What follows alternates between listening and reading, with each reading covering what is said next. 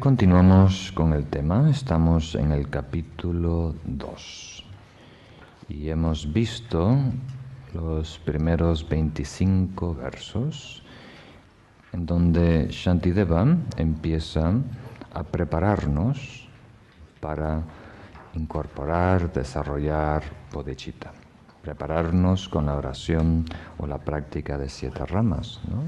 La primera era el homenaje, después las ofrendas, y ahora vamos con la tercera, que la tercera en sí es purificación.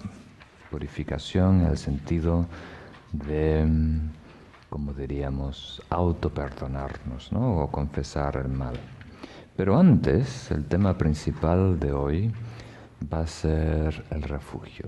Este verso número 26. Vamos a dedicar bastante tiempo en profundizar en ello, ya que los comentarios del Bodhicharyavatara invierten muchas páginas en detallar lo que es el refugio.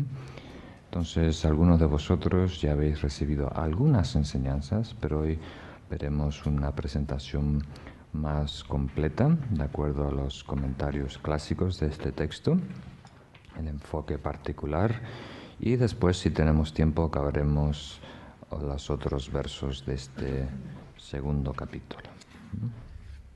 Entonces, en el libro estamos en la página 62, en el verso 26.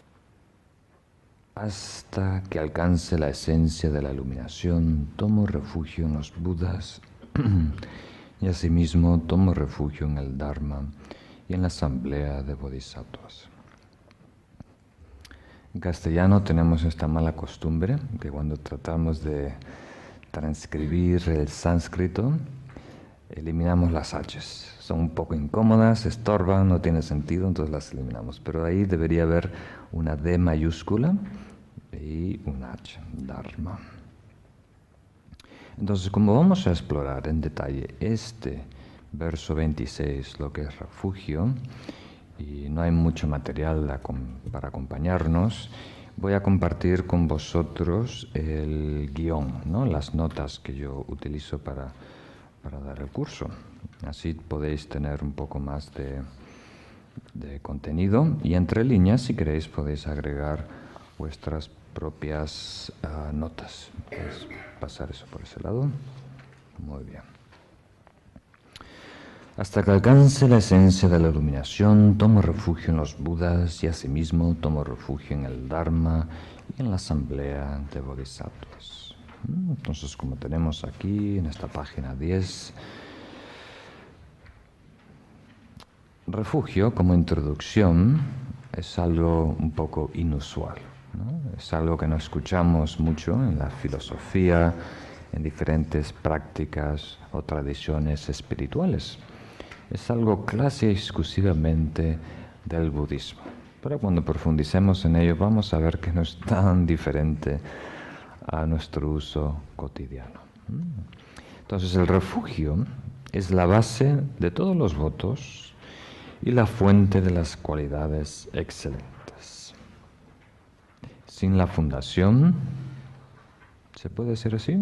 Sin los cimientos, ¿no? Sin los cimientos del refugio no puede haber paredes y no pueden haber las pinturas en esas paredes.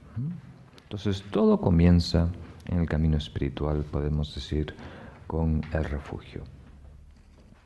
Acercarnos a lo que es divino. Vamos a ver que eso se puede explicar de diferentes maneras y se puede entender, ¿no? Una manera dual, una manera última, relativa, externa, interna, para practicantes iniciándose en el camino y para ya personas muy maduras, ¿no? Entonces, refugio es un tema muy profundo.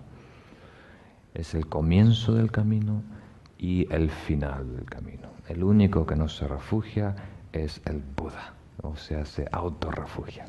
Ha llegado a la perfección, a la comunión. Entonces, podemos decir que todo el camino es un proceso de refugio, cada vez más puro, desarrollando cada vez una relación más sana, más pura con lo divino, con la verdad, ¿no? Porque divino es una etiqueta que le ponemos a la verdad cuando está demasiado lejos. Pero cuando se acerca es muy cotidiana, muy ordinaria. Hasta podemos usar esa palabra. Lo más ordinario, lo más común, lo más simple.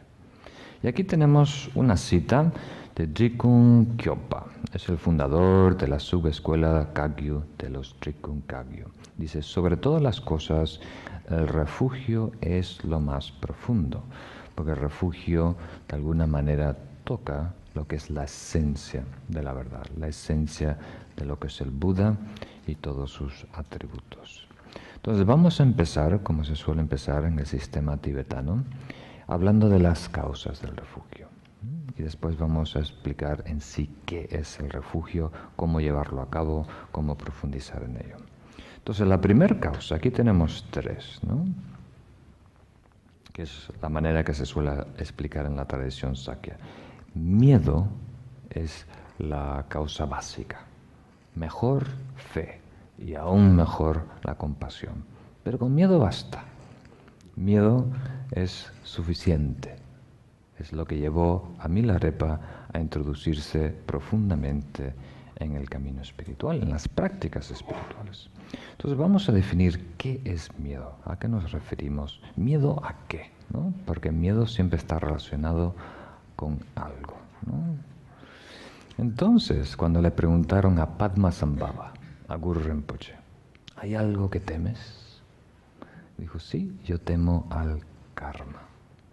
Y es algo que vais a ver una y otra vez en muchas biografías, en muchas citas de los grandes maestros. No sé si nuestro uso cotidiano de miedo es compatible, pero un gran respeto, un gran respeto al karma. ¿Y con karma qué queremos decir? Queremos decir perder control. Cuando algo se apodera de nosotros y no tenemos control. Muy interesante. Hoy en día, y gran parte de los problemas psicológicos es por esta assumption o esta expectativa que nosotros somos dueños de nuestra vida, ¿no? En gran parte lo somos. Somos adultos, conscientes, un país democrático, en paz, etcétera, etcétera.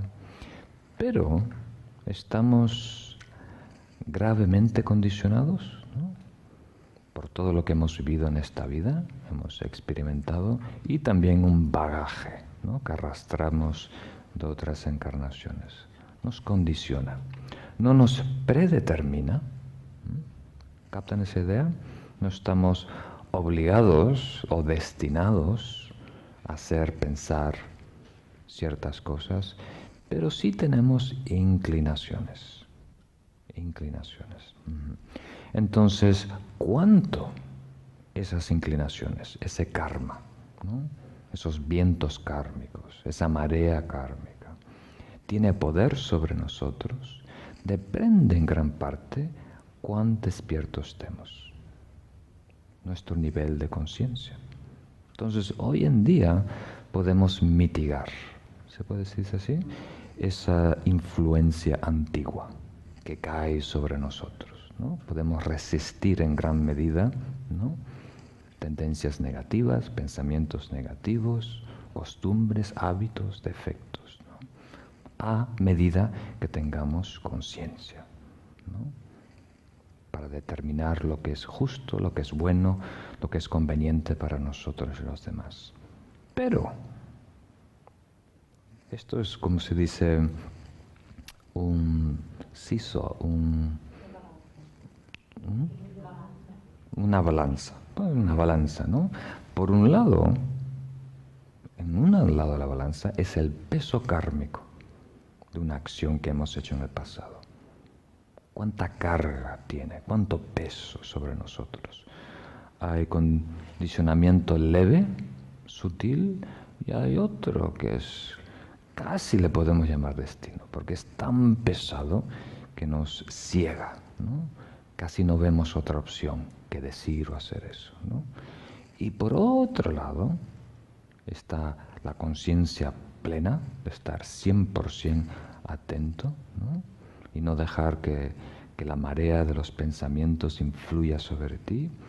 Y el otro extremo de la conciencia es ceguera, ¿no? Estás completamente abrumado por las aflicciones mentales. Estás preso de estados de ignorancia, de confusión, de pánico, de depresión, de estrés, etcétera, etcétera, etcétera. Entonces hay estas dos, ¿no? ¿Captan esa idea? El karma leve o pesado y conciencia brillante o opaca. ¿Captan?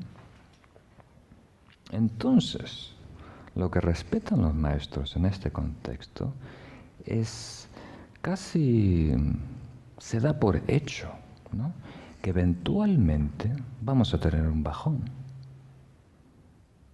Va a haber sombra en nuestra vida. Y en ese momento opaco de conciencia, de emociones, de tristeza, depresión, estrés, hasta enfermedad, ¿no?, que algunas veces el estado físico, biológico tiene casi un 100% de influencia sobre nuestro estado mental. En ese momento donde somos tan vulnerables, una ola kármica nos puede realmente llevar del centro, ¿no?, a un extremo, ¿no?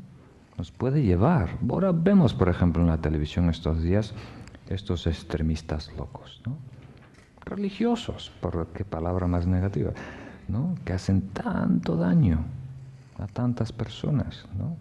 Y uno piensa, yo nunca, pase lo que pase, venga lo que venga, nunca pensaría, se me ocurriría algo semejante, ¿no? Pero, si somos honestos, no está tan lejos, ¿no? Si las tuercas apretan, ¿no?, si uno nace en una situación tan exigente, ¿no?, en otra vida, por ejemplo, desde que naces ves muerte, ves a tus seres queridos machacados injustamente, ¿no?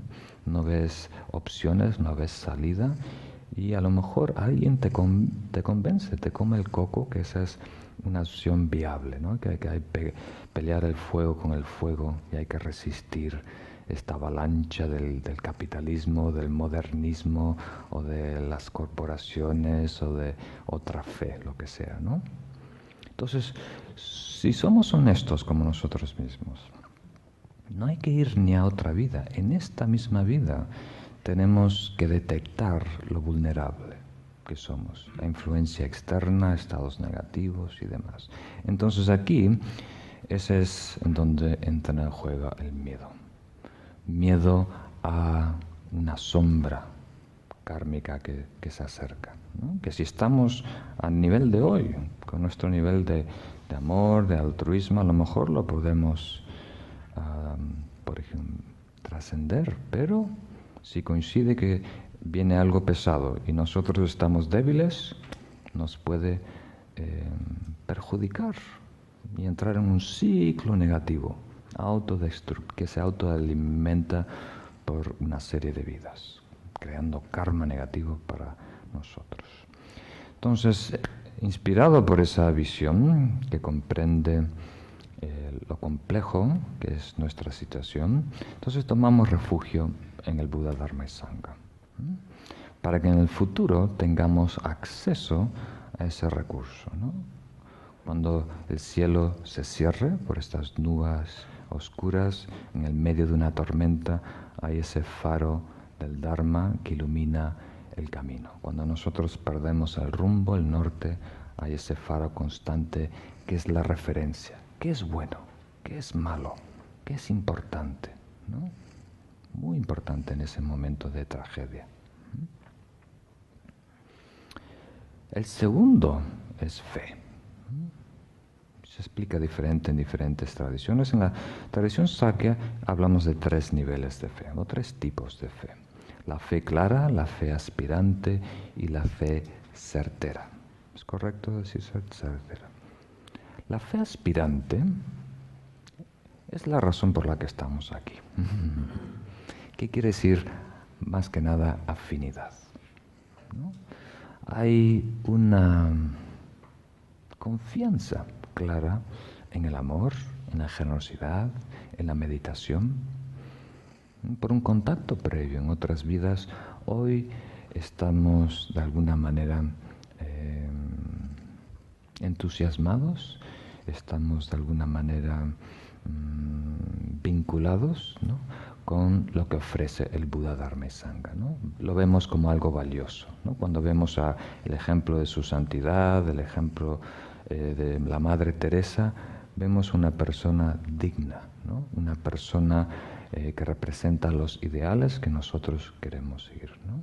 Otras personas ven a su santidad el Dalai Lama y ven a su santidad Sacred Treasures o la Madre Teresa y ven una persona débil, ¿no? O ven una persona que está manipulando, ¿no?, a los demás. ¿Captan esa idea? Entonces esto de alguna manera ya lo tenemos, porque estamos aquí interesados, ¿no? La segunda fe es la fe aspirante, que no solo valora el Buda Dharma y Sangha, sino que tiene el atrevimiento sano de pensar que nosotros también podemos llegar a esos niveles. Yo también, ¿por qué no?, puedo ser un Buda. Yo también puedo elevarme conscientemente en el camino espiritual. Yo puedo desarrollarme en el camino espiritual, ¿no? Eso también es algo que uno gana, ¿no? Hay muchas personas que se han entregado a la vida, ¿no? Simplemente están, como se dice, ponchando tarjeta en la vida todos los días. ¿Cómo se dice? Fichando tarjeta. Ponchando en medio Spanglish. En Estados Unidos se usa, los cubanos, los puertorriqueños dicen ponchando tarjeta. Sí, estamos simplemente, como diríamos, cumpliendo con la vida, haciendo lo básico, sobreviviendo. Algunas veces hasta en Sudamérica se usa la palabra tirando. ¿Cómo andas? Vamos tirando. Vamos sobreviviendo, ¿no? Que es tan penoso, ¿no? Tan penoso. La vida hay que vivirla intensamente, hay que desarrollarla, hay que experimentarla, hay que gozarla. No es simplemente ponchar. Entonces, aquí estamos hablando de la fe básicamente en nosotros, una autoestima sana. Estamos conectándonos con nuestra naturaleza búdica y tenemos esta audacia de plantearnos la budeidad, el desarrollo espiritual. Y la tercera es la fe certera que nace de la experiencia. Cuando experimentamos lo que enseña el Dharma. Cuando experimentamos lo que es el amor profundo, la gran compasión, un estado non dual profundo de sabiduría, ahí ya no hay dudas, ahí ya no hay ambigüedades. Ya estamos completamente entregados en el camino porque lo hemos vivido, lo hemos experimentado. Y eso es lo que realmente deberíamos aspirar. Como dice su santidad Sacred Treasures en su última visita, lo que buscamos es esta tercera fe, ¿no? La fe que nace de la experiencia, porque eso nos adueñamos de esa fe ya nadie nos puede robar, ¿no? Y esa fe también es transformadora, ¿no? Es una experiencia transformadora que nos lleva de ahí en adelante, nos marca en otras vidas. Y en el camino Mahayana, por supuesto, la mejor de todas las aspiraciones, motivaciones, causas del refugio es la compasión. Estamos introduciéndonos en el camino conscientemente, queremos desarrollarnos, queremos lograr. ¿Por qué? Porque queremos beneficiar a los demás, porque hemos descubierto que esa es la mejor manera de ayudar, de atender a las necesidades de otros, ¿no? No estamos satisfechos con rearranging the deck chairs on the Titanic. ¿Cómo se diría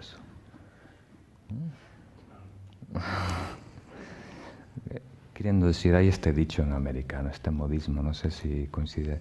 El Titanic es ese gran barco famoso que se hundió. Entonces dice, reorganizar las sillas en la cubierta, ¿no? Cuando el barco se está hundiendo, ¿qué sentido tiene, ¿no? Organizar, arreglar las sillas, ¿no? Entonces, si este samsara tan peligroso nos está llevando en situaciones tan drásticas, no hay que trabajar, no hay que conformarnos en lograr reorganizar los síntomas, los atributos de esta vida. Hay que ir profundamente a tocar las causas de los problemas, ¿no? Entonces vamos a hablar ahora de la esencia de lo que es el refugio, ¿no? 1.4. Y tenemos aquí una cita del Sutta Lamkara, uno de los sutras más famosos en Mahayana. Refugio es dos cosas: reconocimiento y compromiso. Y aquí en paréntesis le agregué, compromiso es para liberarse de algo temeroso. O sea, cuando usamos la palabra refugio en su uso cotidiano, ¿no? Me voy a refugiar en la cueva, en la cabaña, en el sótano, lo que sea. Es que estás de alguna manera protegiéndote de algo que te amenaza, ¿no? Ese es el contexto general. Y vamos a ver que tiene sentido en el camino espiritual también. Entonces tiene dos atributos el refugio. Primero, reconocemos lo que nos estamos refugiando, el beneficio que aporta a nosotros, el beneficio que aporta en este caso el Buda, Dharma y Sangha. Y después no solo vemos algo bueno, positivo, que nos puede ayudar y beneficiar, sino que nos comprometemos. Entonces, compromiso quiere decir futuro, ¿no? ¿Captan esa idea? Nos comprometemos en otro momento, cuando las cosas vayan mal, cuando esté desorientado, cuando esté pesimista, cuando esté vengativo, ¿no? En ese momento me comprometo a también seguir el Buda, Dharma y Sangha. Y la distinción que hace el comentario dice, esto no es mera oración, no es mera petición, porque esas cosas siempre están basadas en una situación, en algo concreto que quieres resolver o apaciguar, ¿no? El refugio genuino no es situacional, ¿no? No es contexto, abarca todo. Estamos tratando de identificar el norte. El norte no cambia, ¿no? El norte siempre es el norte, ¿no? Es la referencia de la verdad, de lo que es justo, de lo que es divino para nosotros. Entonces, refugio, en esta última frase dice, pase lo que pase, depositamos nuestra esperanza y confianza en las tres joyas, ¿no? Cambie lo que cambie, venga lo que venga, tenemos esa referencia. Y vamos a ver por qué. Vamos a definir qué son realmente estas tres joyas, el Buda, Dharma y Sangha, y por qué tenemos que tener la esperanza que nos pueden beneficiar en todas situaciones y la confianza, ¿no? Entonces vamos a hablar aquí en el 4.1.5 de los diferentes tipos de refugio. Y vemos que la primera clasificación es refugio mundano y refugio transmundano. Ahora, en el contexto budista, ¿no? Cuando decimos mundano, se refiere a esta vida. Y cuando usamos la palabra transmundano, trasciende la personalidad, trasciende la vida. Entonces, refugio mundano, ¿no? En realidad hay dos. Hay refugio que se enfoca en un objeto mundano y refugio mundano que se enfoca en las tres joyas. Entonces, vamos a ver que refugio no es nada nuevo. Todos estamos ya refugiados. Todos estamos de alguna manera inclinados, apoyándonos en algo. Algunos se apoyan en su apellido, en su título, en su carrera, en su cuenta bancaria, en su apariencia, ¿no?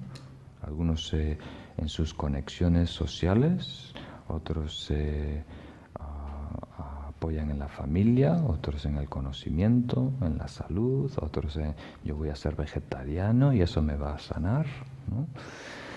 Entonces todos dependemos, nos acercamos en algo. Todos estamos buscando que algo nos ayude, no solo a vivir, a sobrevivir, sino a crecer espiritualmente.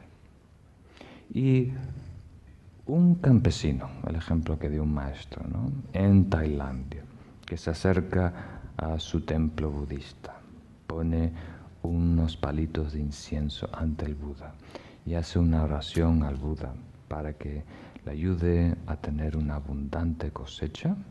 Eso cualifica como refugio mundano. Está relacionándose con el Buda Dharma y Sangha, pero es para uno de los 8 logros mundanos, ¿no? Del Dharma. Es adquirir algo, tener mejor reputación o algo así, ¿no? Que no es necesariamente algo malo, ¿no? ¿Captan esa idea? No es algo malo, pero no cualifica como un refugio profundo transmundano. Entonces, cuando hablamos de transmundano, estamos hablando de 3 cosas, básicamente. Lo que trasciende esta vida quiere decir buscar una mejor encarnación, buscar la liberación, buscar nirvana y por último, buscar la completa budeidad. Entonces, en el contexto de los comentarios, normalmente solo se explican los segundos, ¿no? Buscar la liberación de los Shravaka, el estado estático de nirvana, la paz completa, ¿no?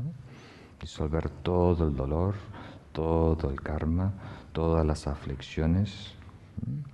Y después la iluminación del Bodhisattva, la completa iluminación en donde uno se convierte en un Buda con estas 3 dimensiones, con estos 3 cuerpos. Entonces, normalmente, yo les he explicado a algunos de vosotros en otras ocasiones, el refugio Mahayana en el contexto de externo e interno y secreto,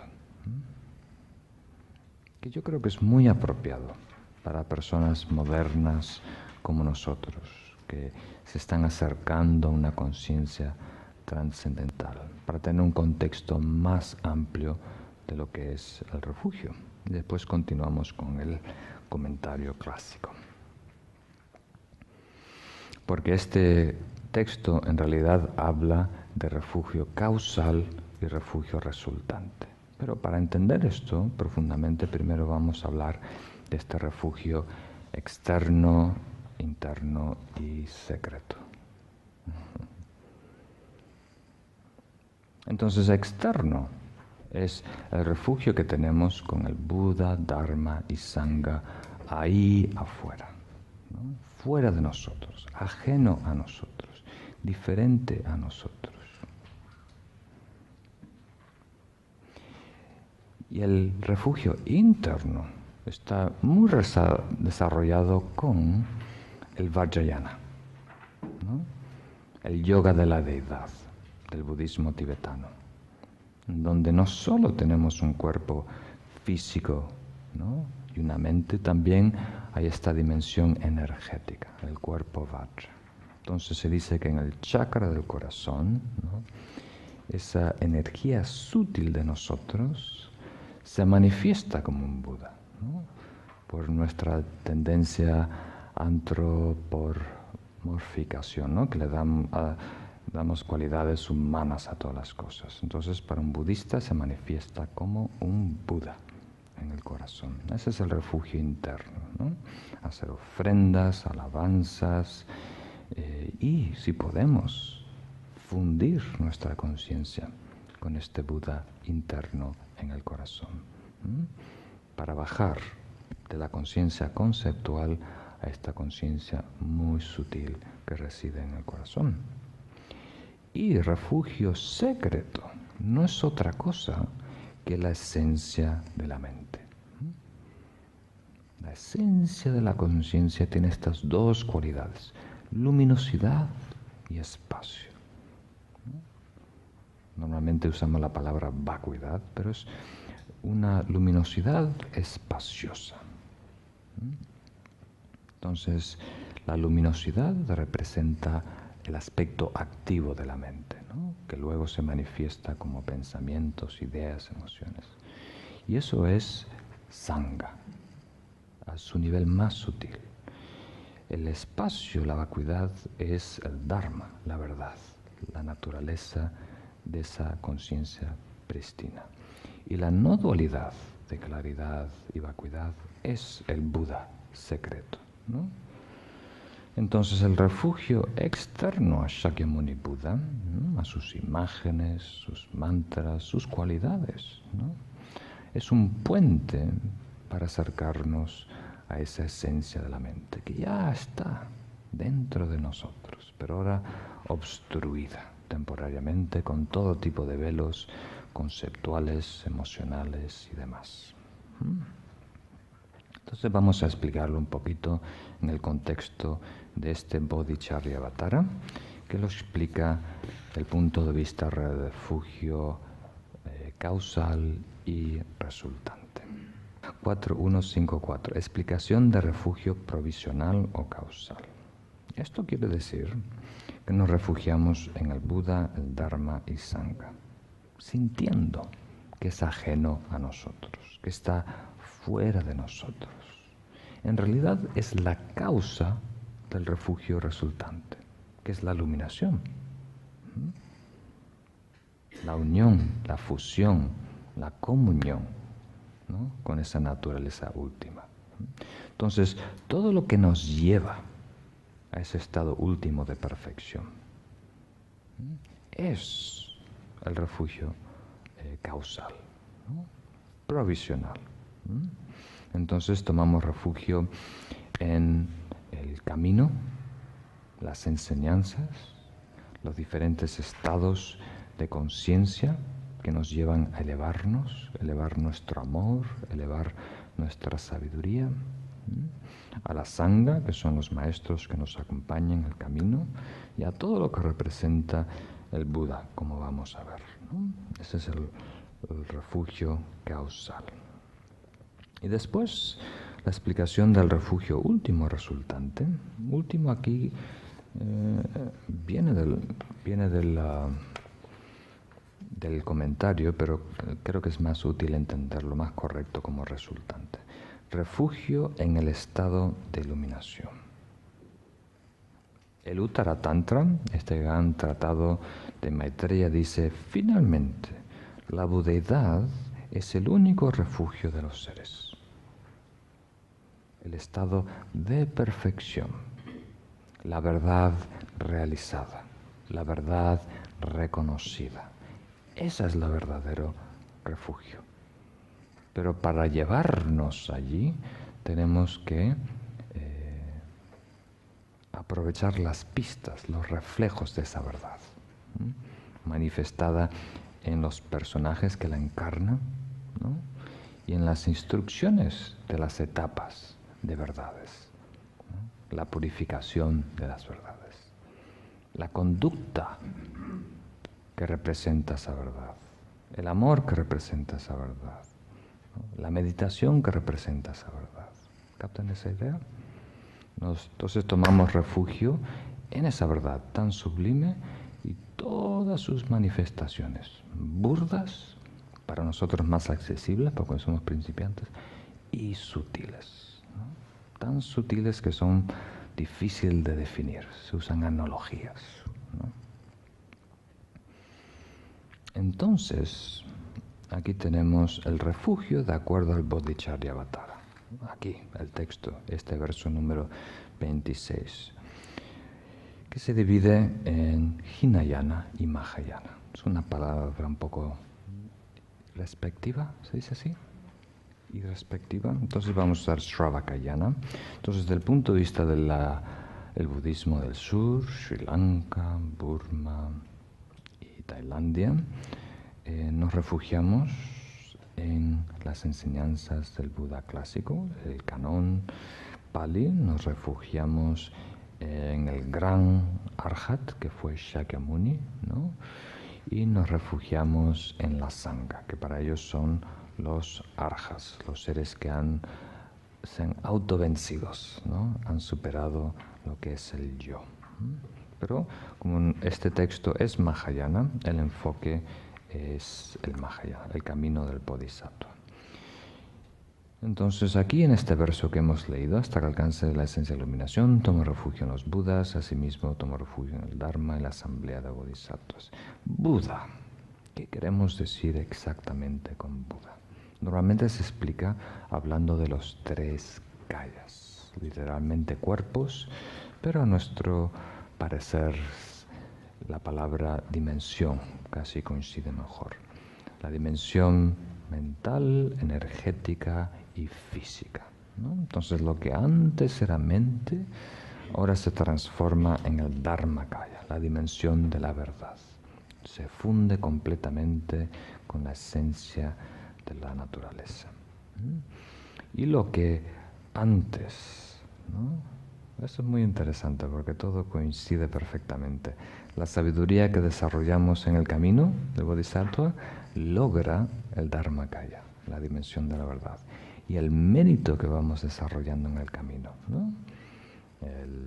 La generosidad, conducta, paciencia, entusiasmo, meditación, amor y compasión, eso produce, ¿no?, el Rupakaya, el cuerpo que se manifiesta de forma, la dimensión de forma. Entonces hay la esencia, que es el Dharmakaya, y después la forma, que es el Rupakaya. Y este Rupakaya a la vez tiene dos aspectos, el Swabhavakaya, que es esta dimensión de gozo, algunas veces se dice, ¿no? En donde el Buda de alguna manera habita eternamente en su mandala, donde van a acudir los bodhisattvas a recibir enseñanzas. Y después de ese Sambhogakaya surge una emanación en un mundo denso, material como el nuestro, y se manifiesta como un Buda, como un Nirmanakaya. Cuando hay una masa crítica en un planeta que tiene la necesidad kármica de presenciar, de escuchar a un Buda, entonces ese Sambhogakaya manda una emanación a ese planeta, ¿no? Es una respuesta espontánea que surge a la petición silenciosa del karma de las personas. Entonces, por supuesto, el Nirmanakaya, el Buda histórico hace 2600 años, se rige bajo las leyes de la materia, ¿no?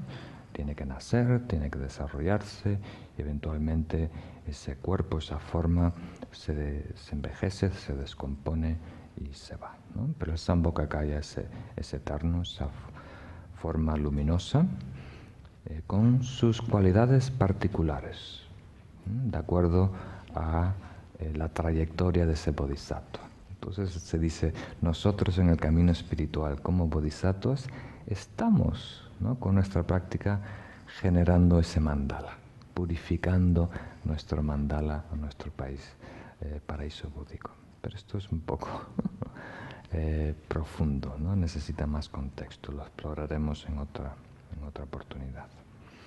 Y después, en los comentarios, describe lo que es el Bodhisattva, un Buda, hablando de 8 cualidades. Vemos aquí, 3 son de beneficio propio, 3 son de beneficio para los demás, y después estos 2 grupos, ¿no?, forman 2 cualidades más, ¿no?, pero en realidad son 6. Entonces, para beneficio propio, el estado de Buda es no compuesto. No compuesto quiere decir que no tiene partes, queriendo decir que no se rige bajo la ley de transitoriedad, de cambio, ¿no? No es efímero, es algo estable, ¿no? Es espontáneo y la realización sin causas externas. Eso es interesante, sin causas externas. Quiere decir que la iluminación es autogenerada, no depende de nada, ¿no? Una vez que uno logra esa iluminación, ya que no tiene dependencia, es estable y eterna. Pero esto puede ser interesante para vosotros. Espontáneo. ¿Qué quiere decir? Quiere decir que las cualidades del estado de budeidad surgen espontáneamente. Y esto es muy importante entenderlo. A ver si logramos introducir el tema. Lo hemos hablado en algunas veces cuando hablamos del amor. Desde nuestra perspectiva, el Buda está rebosando el amor. Encarna lo que es el amor y la compasión, ¿no? Pero desde su perspectiva, ¿no?, el Buda no tiene amor, no tiene compasión, no tiene paciencia, por ejemplo. Paciencia a lo mejor es una pista, una manera linda de entenderlo, ¿no? Nosotros, cuando vemos una persona tolerar algo que es inconveniente o algo que es injusto, ¿no?, decimos, ¡wow! ¡Qué fuerza, qué fortaleza, qué paciencia tiene esa persona! Pero cuando un Buda, un Bodhisattva, un Buda en este caso que estamos hablando, lo está viviendo, no hay nada que aguantar. No está en lucha con la verdad. Es simplemente lo que es. No tiene expectativas irrealistas de cómo me van a tratar, si va a llover hoy o no, si hace frío, si me pican los dedos. Simplemente es lo que es, ¿no? Entonces un Buda no tiene paciencia, simplemente está completamente integrado a la realidad. No tiene caprichos. Si no hay caprichos, si no hay antojos, entonces no hay necesidad de tener paciencia. ¿Captan esa idea? Pero de afuera, cuando uno ve a esa persona caminar, ¿no?, por donde hay pinchos o pisar arena caliente, dice, wow, ¿cómo aguanta la cadena? ¿Captan esa idea? Entonces nosotros pensamos que el amor se desarrolla. Vamos gradualmente desarrollando empatía por nosotros, por los demás, seres queridos, cada vez preocupándonos más por las personas, interesados en su bienestar a corto y a largo plazo, un amor cada vez más incondicional, ¿no?, más profundo. Pero lo que dice aquí es, de repente, ¿no?, esas cualidades que estamos desarrollando, podemos llamarlo mérito, pero realmente aquí conviene usar la palabra virtud o cualidades. Llega a un punto, ¿no?, que no es noticia, simplemente libera en nosotros el amor que ya estaba ahí desde un comienzo, ¿no? ¿Os acordáis el ejemplo de esta metodología que emplean los Theravadas, ¿no? El amor se desarrolla rompiendo barreras que obstruyen el amor. La primera barrera es las diferenciaciones que hacemos entre las personas. Preferidos, no preferidos, ¿no? Y después la barrera que me separa yo de tú, ¿no? Eso es completamente artificial, impuesto por nosotros sobre la naturaleza. Entonces, con terapias, ¿no?, con prácticas, con entrenamiento, vamos rompiendo estas barreras, ¿no?, estas ideas con otras ideas. ¿Captan esa idea? Hasta llegar al punto de no ideas, ¿no? Hasta llegar en el punto que no estamos influenciando, ¿no? No estamos tratando de modificar, simplemente el amor fluye, porque siempre estuvo ahí, la conexión entre todo lo que es vida. Una empatía, una necesidad de preocuparnos por los demás, porque el dolor no tiene dueño, la felicidad no tiene dueño. Pero ahora, como estamos tan lejos de esa realidad, ¿no?, estamos viviendo una realidad tan, ¿cómo es lo opuesto de natural? Artificial, ¿no? Una realidad tan artificial, Que ahora tenemos que poner encima, ¿no?, otra realidad que la neutralice. Pero una vez neutralizadas, esas cualidades ya surgen. ¿Captan la idea? Entonces, al lograr la budeidad, ¿no?, espontáneamente hay amor, hay paciencia, hay generosidad, ¿no?, hay entusiasmo y alegría, ¿no? No es que se desarrolle poquito a poquito. El poquito, cualidades, meditaciones, terapias, ejercicios, es para llevarnos a ese punto de trascendencia.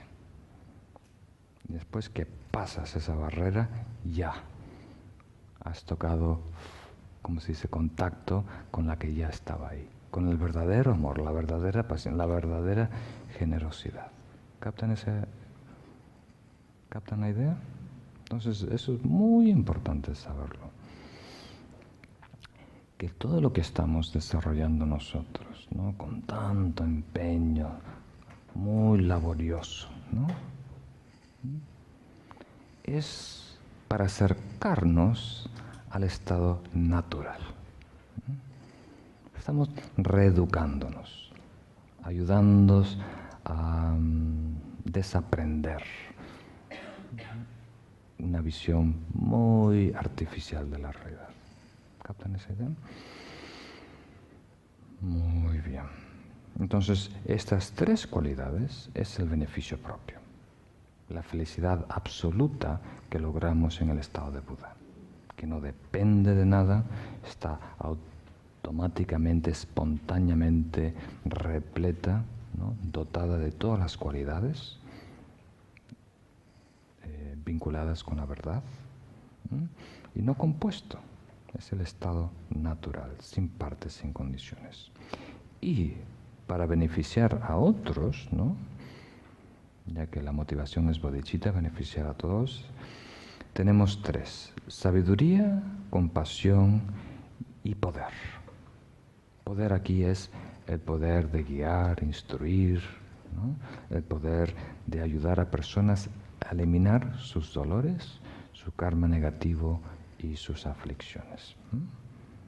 ¿Captan? ¿Os acordáis? Dolores, karma negativo, aflicciones, egocentrismo y autoaferramiento. Vamos a dejar esta fórmula grabada. Entonces, normalmente cuando veis un Buda, la manera más básica de hablar de sus cualidades son estas tres. Y en la tradición Sakya lo representamos con tres colores, ¿no?